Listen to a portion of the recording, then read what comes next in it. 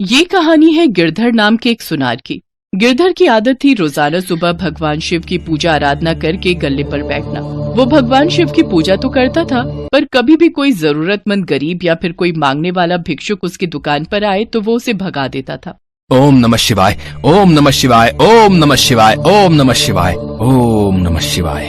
सेठ जी, बहुत भूख लगी है, थोड़ा पैसे दे दो, कुछ खा लूंगा। चल चल हट जाए यहाँ से। तो जाना सुबह सुबह दिमाग खराब करने के लिए आ जाते हैं। बस दुकान खोलने की देर है, इन भिखमंगों की लाइन लग जाती है। चल। वो भिखारी वहाँ से खाली हाथ लौट गया। तभी गिरधर का दोस्त आ गया। क्या बात है गिरधर, तू इतना गुस्से में क्यों है? अरे क्या करूं यार, दुकान खोली नहीं कि ये भिखारी मांगने आ जाते हैं। ये बाजार में हर समय भिखारी घूमते रहते हैं। बहुत परेशान किया हुआ यार इन्होंने। चल छोड़ गुस्सा, कोई बात नहीं, एक कप चाय पिला यार। हाँ अभी मंगवाता हूँ। गिरधर अपने दोस्त के लिए चाय मंगवा लेता है। अब भगवान शिव तो भले ही भोले भाले हैं, पर अपने किसी भक्त को गलत राह पर वो नहीं जाने देते। कैलाश पर बैठे वो सारा नजारा देख रहे थे। क्या हुआ भोलेनाथ, आप मंद मंद मुस्कुरा क्यों रहे हैं? देवी पार्वती, वो देखो मेरा भक्त गिरधर, वो मेरी पूजा बहुत मन से करता है, पर वो ये नहीं जानता कि मेरी असली पूजा तो गरीब और बेसहारा लोगों की सहायता करने से है, क्योंकि धरती के प्रत्येक प्राणी में मेरा वास है। अभी कुछ देर पहले ही उसने एक जरूरतमंद को अपने द्वार से खाली हाथ ही लौटा दिया। प्रभु, फिर तो आपको अपने भक्त को सही मार्ग पर लाना ही होगा। देवी पार्वती, मैं गिरधर के द्वार पर अवश्य जाऊंगा। अब वो तो उसे देखना है कि वो मुझे पहचान पाता है या फिर नहीं। भगवान शिव एक भिखारी का भेष बना लेते हैं और गिरधर के पास पहुंचते हैं। गिरधर उस समय दुकान पर भगवान शिव की पूजा ही कर रहा था। हे महादेव, मैं आपकी रोजाना सच्चे मन से पूजा करता हूँ, हमेशा आपका नाम लेता रहता हूँ, फिर भी आप मुझे दर्शन नहीं देते हो प्रभु। प्रभु, मेरी इच्छा है कि आप मुझे दर्शन दो, मैं आपके दर्शन पाना चाहता हूँ प्रभु। ओम नमः शिवाय, ओम नमः शिवाय, ओम नमः शिवाय। बेटा, आज सुबह से कुछ भी नहीं खाया है, थोड़ी मदद कर दो तो मैं कुछ खा लूंगा। लो, फिर आ गया एक और मांगने के लिए। मैं तो सच में परेशान हो गया हूँ, ठीक से थोड़ी देर पूजा और मंत्र जप भी नहीं कर सकता। ये दुकान खुली नहीं कि मांगने के लिए दुकान के सामने खड़े हो जाते हैं। अरे चलो चलो चलो चलो जाओ यहाँ से, सुबह सुबह दिमाग मत खराब करो। ओम नमः शिवाय, ओम नमः शिवाय। मुझे तो खाली हाथ लौटा रहे हो बेटा। अगर भगवान शिव स्वयं तुम्हारे द्वार आ गए तो तुम उन्हें खाली हाथ लौटा दोगे? अरे भगवान शिव ऐसे नहीं आते हैं, वो जब आएंगे ना तो मेरी दुकान उनके रूप और तेज से चमकने लगेगी। बहुत सुंदर रूप है उनका, साक्षात महाकाल है वो, महाकाल। हाँ, तुझमें और भगवान शिव में बहुत अंतर है। तू ठहरा एक भिखारी और वो है पूरी सृष्टि को चलाने वाले। भगवान शिव है वो। अगर उनके मुझे दर्शन हो गए तो उनकी मैं खूब सेवा करूंगा। हाँ, अगर मैं ये कहूँ कि मुझ में भी उनका ही वास है बेटा, और इस जगत के प्रत्येक प्राणी में उनका वास है, तो क्या तुम फिर भी मुझे कुछ नहीं दोगे? अरे पागल हो गया है क्या है? भगवान शिव तुझ जैसे तुच्छ भिखारी के अंदर वास करेंगे? अरे बिल्कुल नहीं। अरे मैं मान ही नहीं सकता। अरे तुझे भीख मांगनी है ना, इसलिए तू ऐसी बड़ी बड़ी बातें कर रहा है। भगवान शिव ऐसे दर्शन नहीं देते। वो क्या भिखारी बनकर मेरे द्वार पर आएंगे? नहीं नहीं, वो तो बहुत सुंदर रूप में मुझे दर्शन देंगे। तू जानता भी है भगवान शिव कैसे दिखाई देते हैं। कैसे दिखाई देते हैं? कहीं ऐसे तो नहीं? और फिर भगवान शिव अपने वास्तविक रूप में आ जाते हैं। उनमें इतना तेज था कि गिरधर की आंखें उन्हें ठीक से देख भी नहीं पा रही थी। हे महादेव, आप मेरे द्वार पर आए और मैं आपको पहचान भी नहीं पाया। मुझे क्षमा कर दो प्रभु, मुझे क्षमा कर दो। गिरधर, तुम मेरे परम भक्त हो, इसलिए मुझे तुम्हें दर्शन देने तो आना ही था, पर याद रखना मैं सभी प्राणियों में वास करता हूँ। मेरा अनंत स्वरूप हर प्राणी में विद्यमान है, इसलिए सभी प्राणियों का आदर करो। भूखों को भोजन खिलाओ, प्यासों को पानी पिलाओ, दान पुण्य करो। पशु पक्षियों और जानवरों को कभी भी कोई कष्ट मत पहुंचाओ। पशु पक्षियों और जानवरों को कभी भी कोई कष्ट मत पहुंचाओ। सदैव दूसरों की भलाई करो, तभी तुम्हें मेरी पूजा का फल प्राप्त होगा। मैंने भिखारी का भेष इसीलिए बनाया था ताकि मैं तुम्हें सही मार्ग दिखा सकूं। मुझे क्षमा कर दो प्रभु, मैं अब ऐसा कभी नहीं करूंगा, कभी नहीं करूंगा। मेरे द्वार से कभी कोई खाली हाथ नहीं लौटेगा। मैं आपको वचन देता हूँ प्रभु। मुझे आपके दर्शन हो गए, मेरा जीवन धन्य हो गया। हे शिव शंकर, आपकी सदा ही जय हो। जय भोलेनाथ।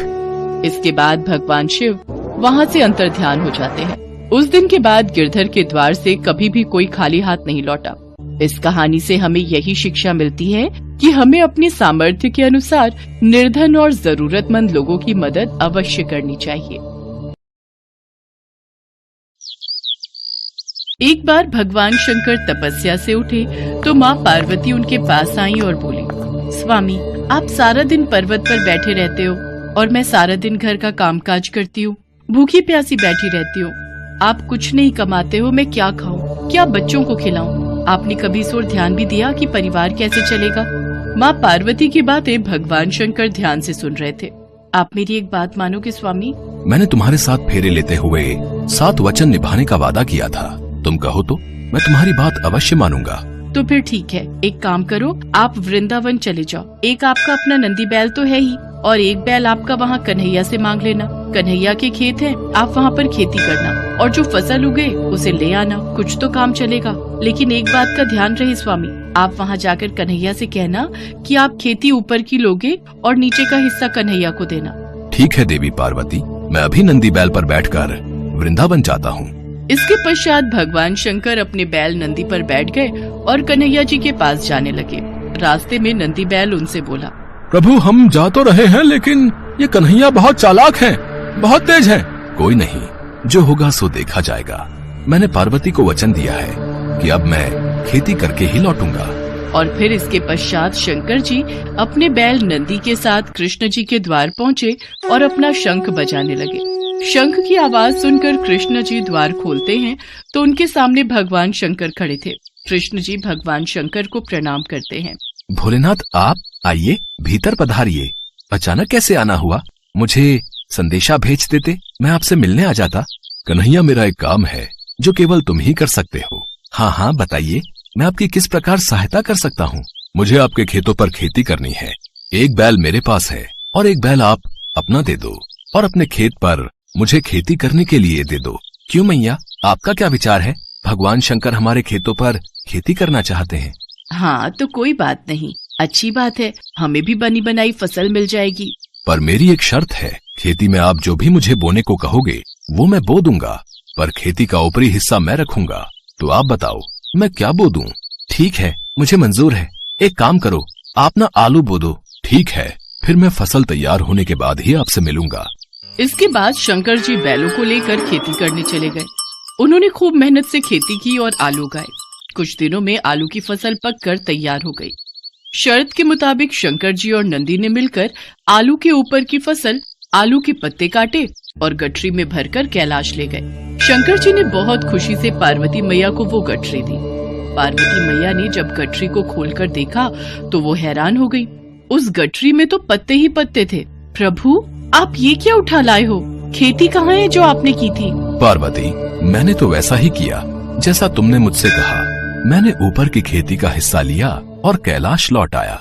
मुझे कुछ नहीं पता प्रभु, अब मैं इन पत्तों का क्या करूं? ये पत्ते किसी काम के नहीं हैं। अब आप दोबारा जाओ और दोबारा खेती करके लाओ।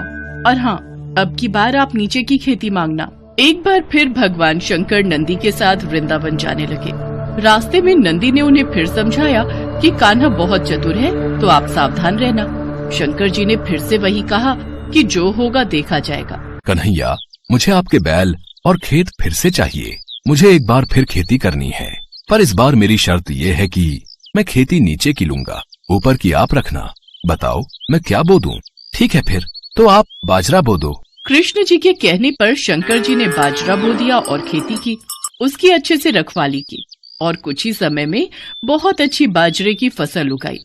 शंकर जी बाजरे के नीचे की डंडियां तोड़कर कैलाश ले गए और ऊपर का बाजरा सारा कृष्ण जी और यशोदा मैया घर ले गए। कैलाश पहुंचकर जब शंकर जी ने माता पार्वती को बाजरे के नीचे की डंडियों से भरी गठरी दिखाई तो वो फिर से क्रोधित हो गई। अरे, आप ये क्या ले आए? ये तो घास फूस है, इनका मैं क्या करूंगी?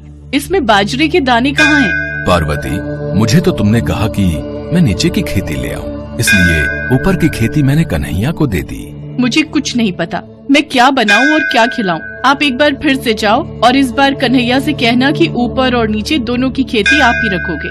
ठीक है पार्वती, जैसा तुम कहो, मैं फिर से जाता हूँ। चलो नंदी, शंकर जी कन्हैया के द्वार पर पहुँचे और उनसे फिर से खेती करने के लिए कहा। कन्हैया, इस बार ऊपर और नीचे दोनों की खेती मैं ही लूंगा। बताओ मुझे क्या बोना है। ठीक है, इसमें मुझे कोई आपत्ति नहीं है। आप इस बार मक्का बोलो। इस बार आप ऊपर और नीचे की खेती ले लेना और जो बचेगा वो मैं रख लूंगा। शंकर जी फिर से खेती करने लगे। कुछ ही समय में मक्का की बहुत अच्छी फसल उगाई। कृष्ण जी यशोदा मैया के साथ मिलकर बीज का हिस्सा यानी कि मक्का तोड़कर घर ले गए और ऊपर और नीचे की फसल भगवान शंकर कैलाश पर्वत पर ले आए। इस बार नंदी और भगवान शंकर बहुत खुश थे कि ऊपर और नीचे की दोनों खेती देखकर माता पार्वती बहुत खुश होंगी। पर जैसे ही उन्होंने माँ पार्वती को खेती की गठरी पकड़ाई, जिसे देखकर माँ पार्वती अपना सिर पकड़कर बैठ गई। अरे, ऊपर और नीचे की फसल तो ले आए, पर इसमें भुट्टा कहाँ है? पार्वती, तुमने ही तो कहा था कि ऊपर की और नीचे की खेती लेकर आऊं, इसलिए मैं ऊपर और नीचे की खेती ही तो लेकर आया हूँ। अब मैं भोला भाला, जैसा तुमने मुझसे कहा मैंने वैसा ही किया। तभी कृष्ण जी आते हैं। माँ पार्वती, भोलेनाथ बिल्कुल उचित कह रहे हैं। भोलेनाथ को तभी तो भक्त भोले बाबा कहते हैं। भोलेनाथ तो भाव के भूखे हैं। प्रेम से जो भी इनको कुछ भी अर्पित करता है वे ग्रहण कर लेते हैं। आप धन्य हैं भोलेनाथ। माँ पार्वती, भोलेनाथ के द्वारा की हुई खेती मैं ले आया हूँ, इसे स्वीकार कीजिए। माँ पार्वती देखती हैं कि भगवान भोलेनाथ ने तो बहुत ही बढ़िया खेती करके आलू, बाजरा और मक्का उगाया था। वो खुशी से फूली नहीं समाती। कुछ भी कहिए स्वामी, पर आपने नंदी और कान्हा के बैलों के साथ मिलकर बहुत बढ़िया खेती की है।